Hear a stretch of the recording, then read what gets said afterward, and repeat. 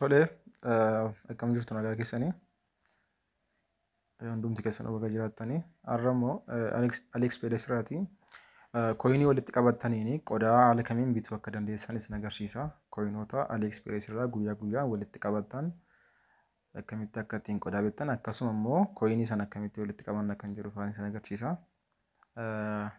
Koyinii sana walitti qabachuudhaaf kunoo my account jala ni galtu. Coins day kan jedhu ni jira kunoo.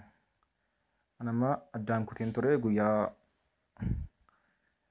kacarraa taatanii irraa kolleektii gootanii boorrirra darbuudhaan guyyaa ta'an yoo kolleektii gootan gara jalqabaatti isin deebisa jechuudha. Amma kunoo kolleektiin godha akkuma isin agartan amma meeqan qabaa asirraa ta'anii birrii 2,500 fi wayiin qabaachuudha. Koyinii 1,500 waan qabuu fi hanga birrii 2,500 asirraa qabaa jechuudha. So amma koyinii kana akkasitti erga walitti qabatanii booddee qodaa akkamitti akka ittiin bituu dandeessan isin agarsiisa.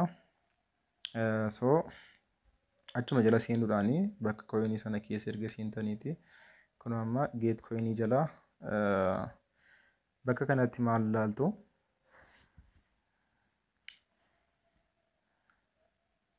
Bakka kanatti maal ilaaltu kunoo asitti discount finder kan jedhu ni jirti kunoo discount finder ishee kana ni tuqxu. Erga isa tuqxanii booddee amma maal isiniif fida kunoo koyiniin keessanii kan inni cover isinirraa godhu. Fakkeenyaaf saayitiin kunii birrii 252 jedha. Koyinii keessanirraa kan cover ta'u kan isinirraa citu persentii 53 persentiin kan hafee qarshii keessan jechuudha. Persentiin hafee qarshii keessan fakkeenyaaf saayitii kana bituu yoo barbaaddanii saayitiin kunii asirraa 255 jedha. Fakkeenyaaf baay'ee gochuu yoo barbaade saayitiin kunii gara qarshii meeqatti akka deebi'u wal ilaala jechuudha. Akka ilaaltan saayitiin kun meeqatti deebi'ee kunoo gara gadiitti birrii 118tti deebi'ee jira jechuudha. Achi booddee kaardii keessan filachuudhaan place order gochuu dandeessu jechuudha.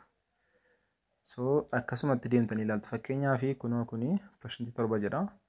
Warri persentii 7 kunii xiqqaadha jechuudha. Persentii 93 ofiin kaffaltu jechuudha.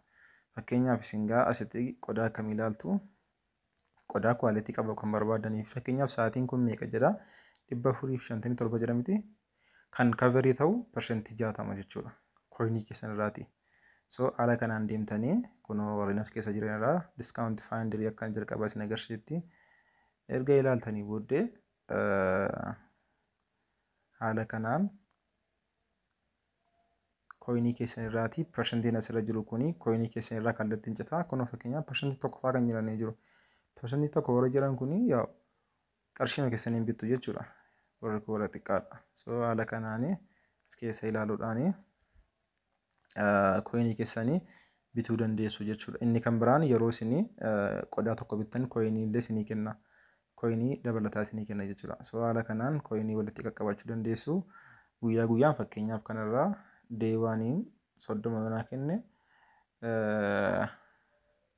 kunoo kan guyyaa borii itti aanu 40 kan itti aanu 50 60 70 haala kanaan deema jechuudha. Baay'inni koyinii isinii argattanii. So haala kanaan koyinii keessan erga walitti qabatanii booddee qarshii kaardii keessan irra jiru xiqqoo wajjin walitti dabaltanii amma fakkeenyaaf akka carraa ta'e kana persentii 90 yoo argattan kan persentii 90 yoo argattan kallattiidhaan kan isin irraa citu kaardii keessan irraa kan citu persentii muraasa jechuudha. Kunoo persentii 65 jiru 61 jiru hanga 90tti ni jiru.